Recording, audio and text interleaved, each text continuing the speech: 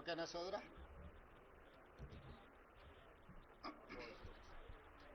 ఆ ఫ్యాన్ బంద్ చేయి.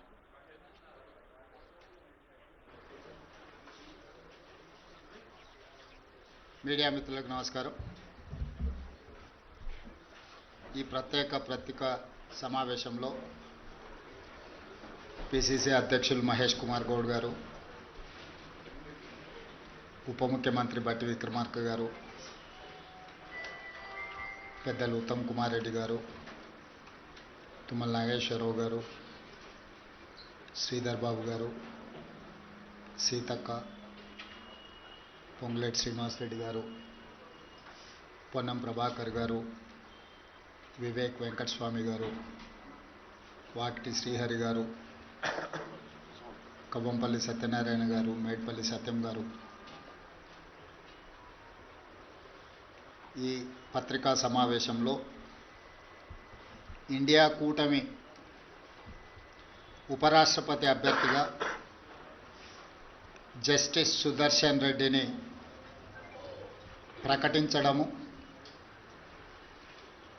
తెలుగు ప్రజలకు, ముఖ్యంగా తెలంగాణ ప్రజల యొక్క గౌరవ ప్రతిష్టలను పెంచింది. ఈరోజు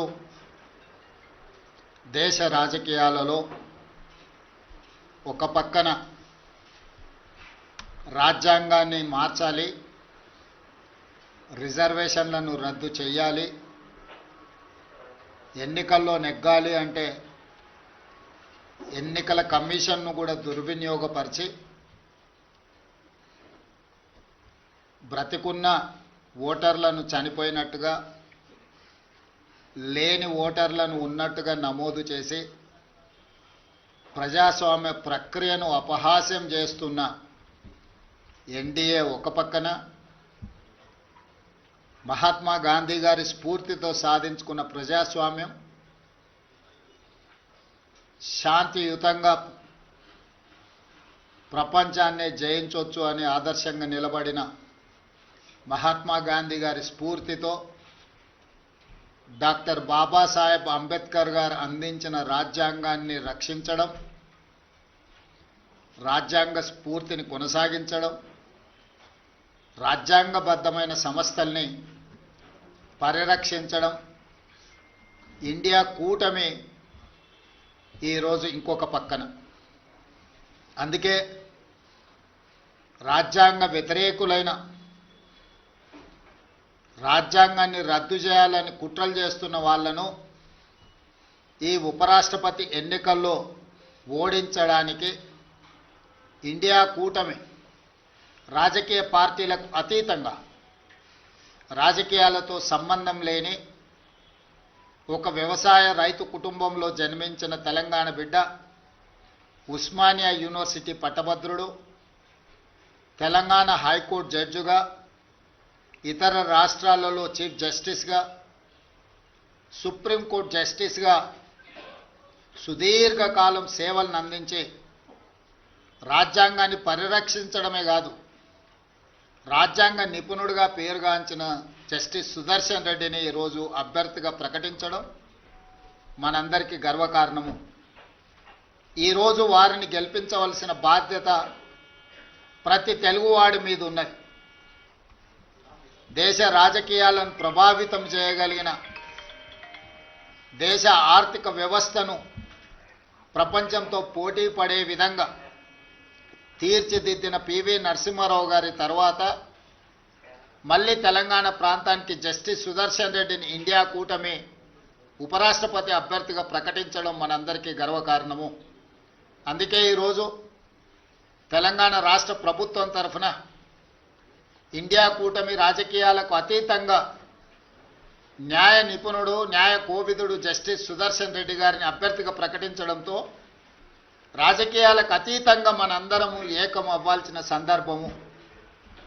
అందుకే ఈరోజు Telugu Desam party, YSR party, BRS party, MIM party, అదేవిధంగా ఉభయ రాష్ట్రాలలో ఉన్న బీజేపీ రాజ్యసభ, లోక్సభ మెంబర్స్ కూడా విజ్ఞప్తి చేస్తున్నా, తెలుగువాడికి దక్కిన గౌరవం, జస్టిస్ సుదర్శన్ రెడ్డి ఉపరాష్ట్రపతి అభ్యర్థిగా ప్రకటించడం.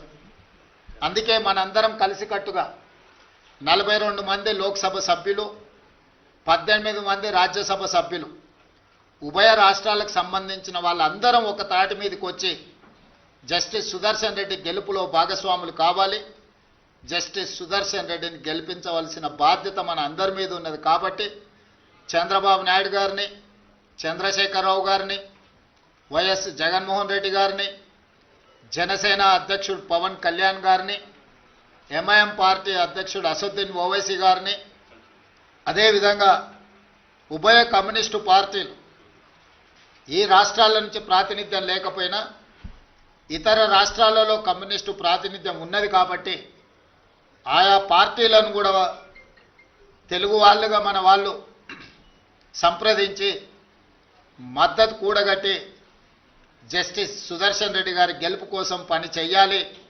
జస్టిస్ సుదర్శన్ రెడ్డి గారి గెలవడము ఇప్పుడు అవసరం.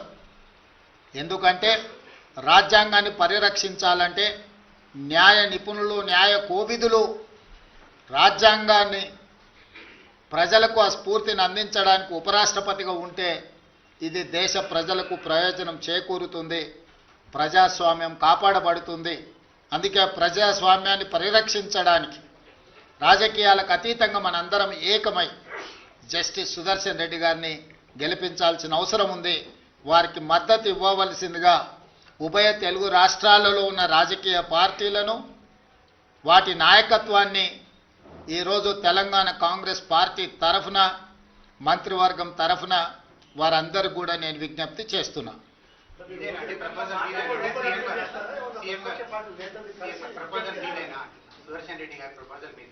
ఇండియా కూటమి ప్రతిపాదన ఇది రాజకీయ పార్టీలకు అతీతంగా ఇండియా కూటమి తరఫున అన్ని రాజకీయ పార్టీలను అడుగుతున్నాం.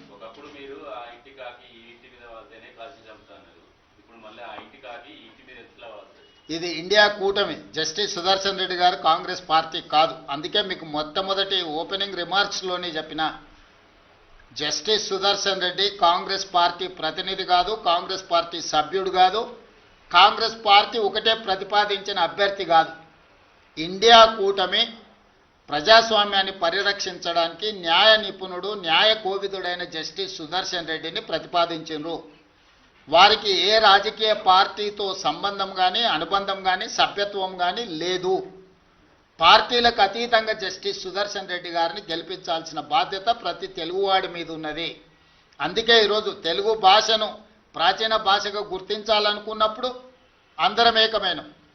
అంతెందుకు 1991లో కాంగ్రెస్ పార్టీ పివి నరసింహారావు గారిని దేశ ప్రధానమంత్రిగా చేసి ఉప ఎన్నికలకు నంద్యాలలో పోటీ పడినప్పుడు ఆనాడు గంగుల ప్రతాప్ రెడ్డి గారు రాజీనామా చేసి పివి నరసింహారావు గారు నంద్యాల ఎంపీగా ప్రతిపాదించినప్పుడు పెద్దలు నందమూరి తారక రామారావు గారు ముందుకు వచ్చి ఒక తెలుగువాడి దేశ ప్రధానమంత్రి అవుతున్నాడు అంటే అది మనందరికీ గర్వకారణము.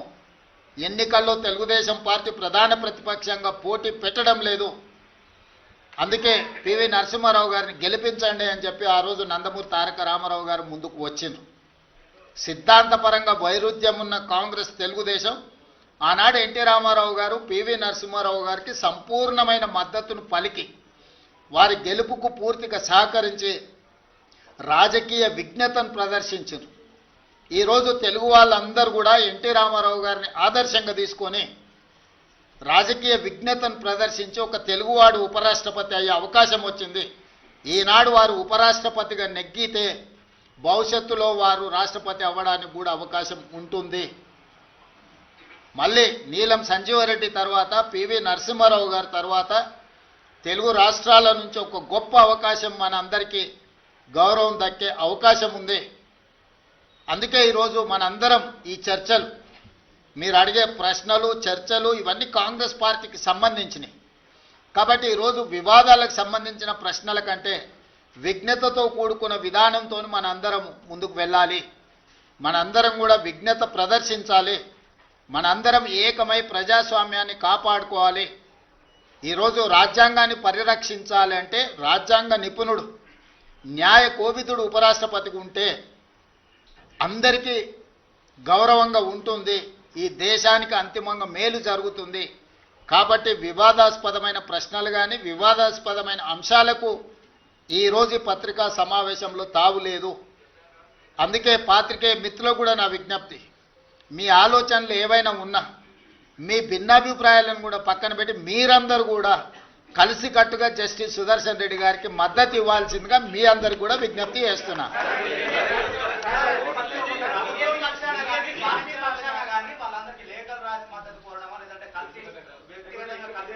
ఖచ్చితంగా మీ అందరి సూచన ఏ రకంగా ఉంటే ఆ రకంగా ముందుకెళ్తాం. ఏదైనా తెలుగు వాళ్ళందరినీ కూడగట్టడమే మా అందరి యొక్క ఉద్దేశము. మీరిచ్చే సూచనలు తీసుకొని ఇంకా మంచి కార్యాచరణ మీరు ఏదైనా ఇప్పుడు ఫస్ట్ रिएक्शन ఇది, क्योंकि आज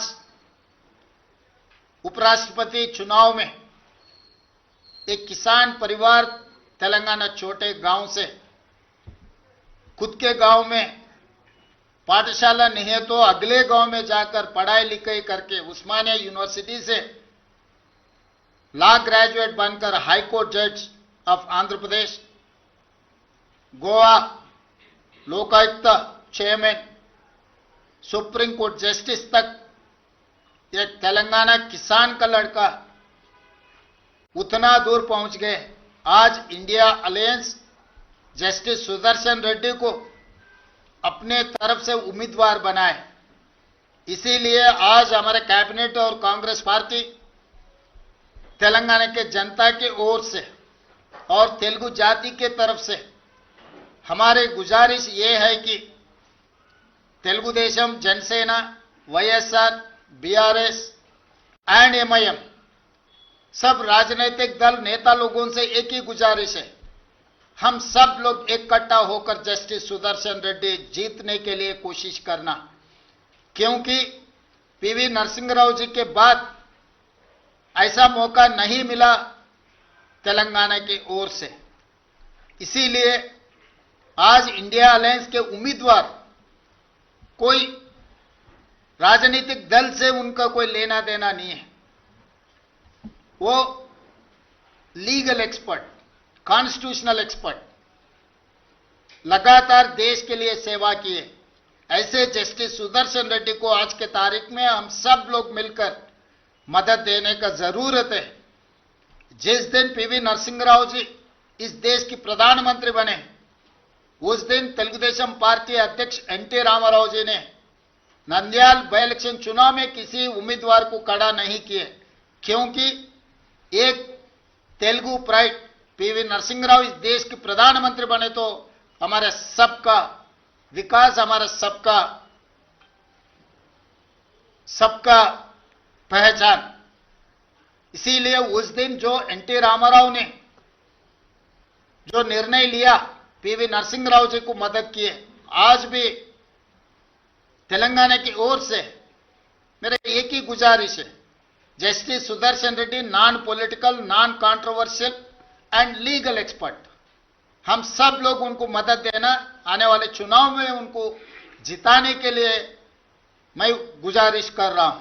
मुख्यमंत्री जी एक सवाल है, आप विपक्ष के लोगों का ये कहना है कि एक तरफ तो तेलंगाना कांग्रेस और तेलंगाना की सरकार 42% आरक्षण के लिए दिल्ली से हैदराबाद एक की हुई है, दूसरी तरफ जो एनडीए के कैंडिडेट हैं वो भी ओबीसी हैं, तो क्यों नहीं समर्थन कर रहे? प्रमोद जी अच्छा सवाल किए. जब कांग्रेस पार्टी तेलंगाना में जाति गणना किए, जाति गणना के independent expert committee chairman is justice Sudarshan Reddy, उनके सुझाव से हम लोग 42% रिजर्वेशन कैबिनेट में पास किए और असेंबली में भी चर्चा किए, पास किए. वो 2 बिल आज राष्ट्रपति जी का पेंडिंग है.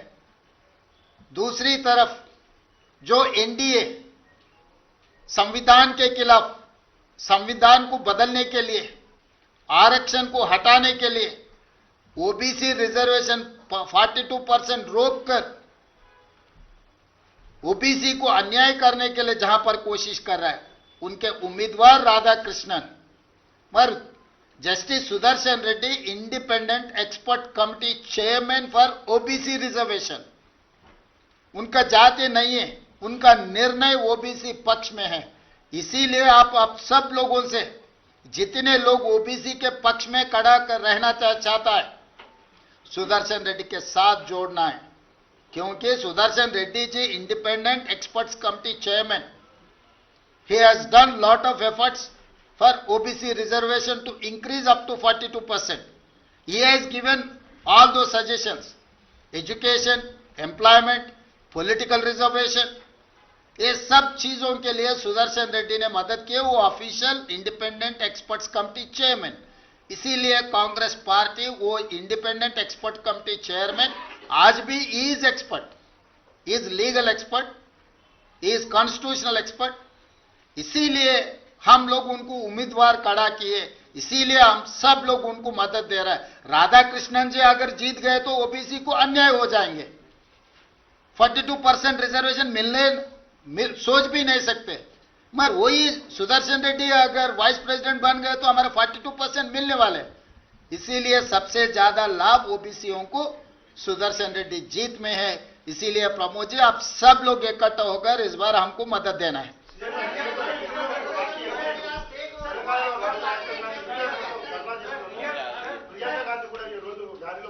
ఈ రోజు దీనికే పరిమితం అవుతున్నాం। ఆశీష్ जी,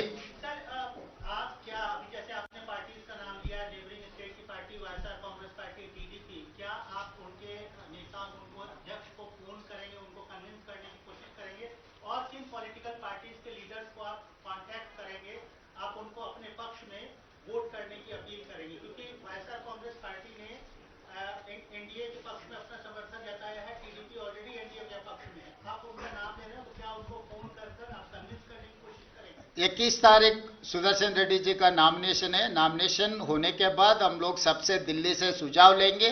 इंडिया गठबंधन क्या करना चाह रहा है कि इंडिया गठबंधन सुझाव लेके हम आगे रास्ता निकालेंगे।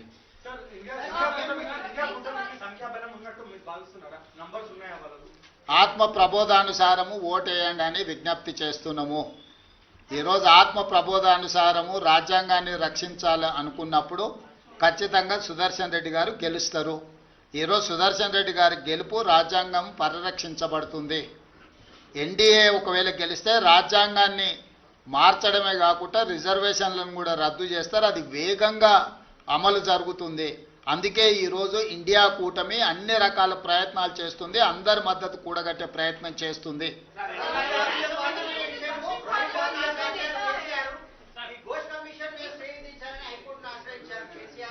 ఇప్పుడు రాష్ట్రపతి ఉపరాష్ట్రపతి రాజ్యాంగానికి సంబంధించినవి మాట్లాడుకున్నాం।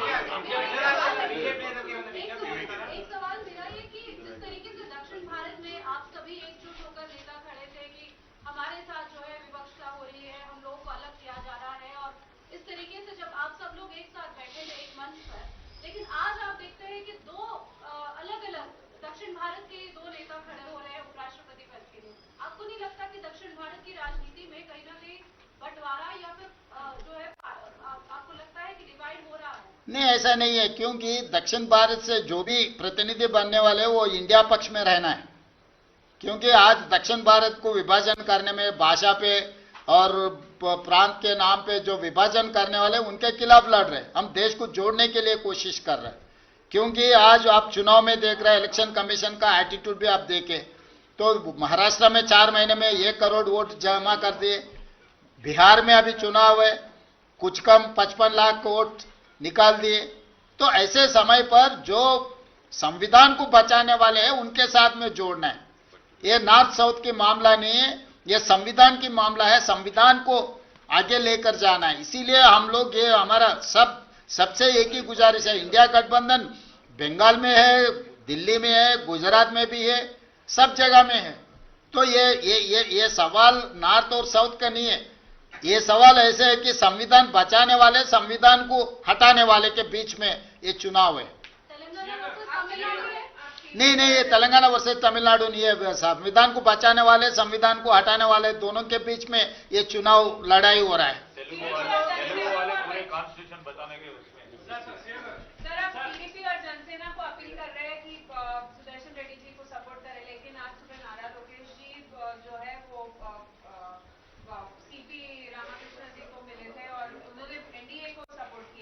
जब तक तो जस्टिस सुदर्शन रेड्डी का नाम डिक्लेयर नहीं हुए। जब मल्लिकार्जुन खड़गे जी अनाउंस करने के बाद ये सब सारे हो रहे हैं, इसीलिए हम लोग क्यों अभी इमरजेंसी प्रेस मीट लगाए, इसीलिए अभी वोट बहुत दूर है। अभी जो मदद दी है अभी तेलंगाना के लिए और तेलुगु के लिए एक प्राइड है, इसीलिए वो लोग फिर रीअसेसमेंट कर लेके वो उनका एसोसिएशन जहां पर भी हो ये चुनाव नॉन पॉलिटिकल के वोटिंग के लिए हम मांग रहे हैं। సరే తెలుగు ఫిలాసఫీ ఆత్మ ప్రబోధ సిద్ధాంతం ఆంధ్రప్రదేశ్ వర్కౌట్ అవుతుందా? हाँ? తెలుగు సిద్ధాంతము ఆత్మ ప్రబోధ సిద్ధాంతం ఆంధ్రప్రదేశ్ వర్కౌట్ అయితే నమ్మకం. దేశమంతా వర్కౌట్ కావాలనుకుంటున్నాం. ఒక ఆంధ్రప్రదేశ్కి ఎందుకు వెళ్ళినాం? నమస్తే తెలంగాణ ఆంధ్రప్రదేశ్ కూడా పోయిందా? మొత్తం దేశంలోనే ఆత్మ ప్రబోధానుసారం ఓటేయమని విజ్ఞప్తి చేస్తున్నాం. Sir, can I ask you a question? Yes, please. Sir, this proposal went from you or the proposal? Which one? The appointment of yours? This is India Alliance proposal. This is not from Congress party. It is from Telangana also. Yes, You might have played some role in this. I wanted to appreciate India Alliance. Why? Because they have given an opportunity to contest as a Vice President of India from Telangana. He is our pride. So I wanted to appreciate India Alliance.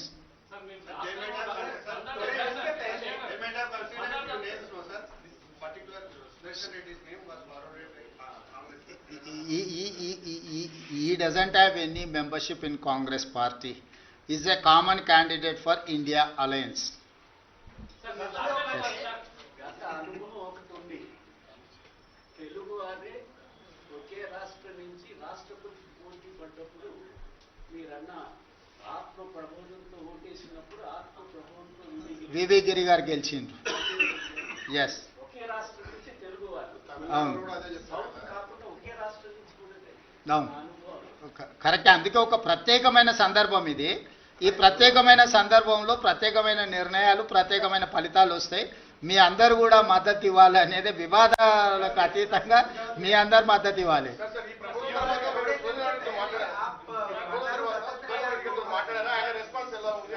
ఇక వారి response వారే చెప్తారు. ఇప్పటి వరకు మా విజ్ఞప్తి వరకే పరిమితం అవుదాం.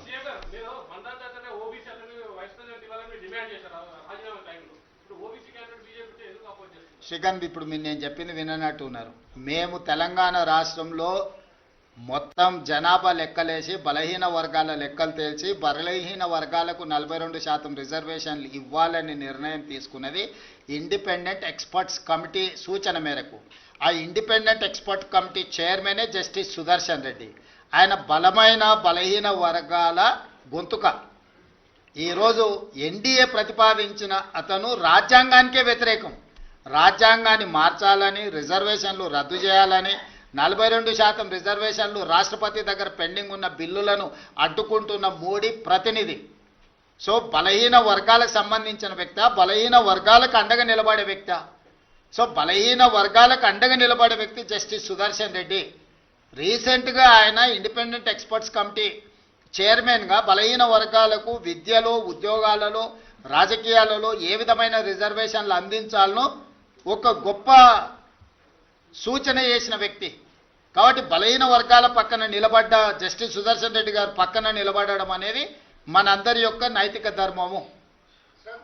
తెలంగాణ వాసిగా జస్టిస్ సుదర్శన్ రెడ్డి గారిని ఇండియా కూటమి ప్రకటించడం మీ మీద పెద్ద బాధ్యత పెట్టినట్టే.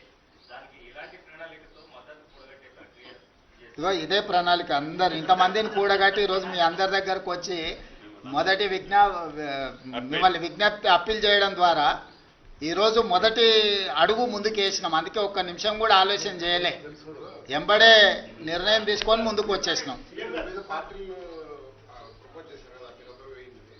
వాళ్ళందరినీ నేరుగా మీరు కలుస్తారా లేకపోతే ఇండియా కూటమి ప్రతినిధులతో కలిపి మీరు అంతా కలుస్తారా? ఇప్పుడు 21 తారీఖు రోజు జస్టిస్ సుదర్శన్ రెడ్డి గారి నామినేషన్ ప్రక్రియ పూర్తవుతుంది.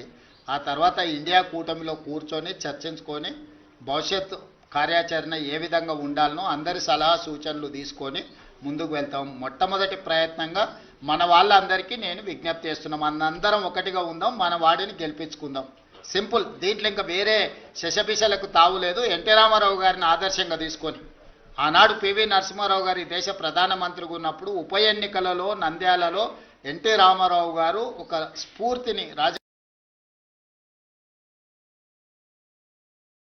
స్ఫూర్తిని, విజ్ఞతను ప్రదర్శించి పివి నరసింహారావు రామారావు గారిని గెలిపించిండ్రు.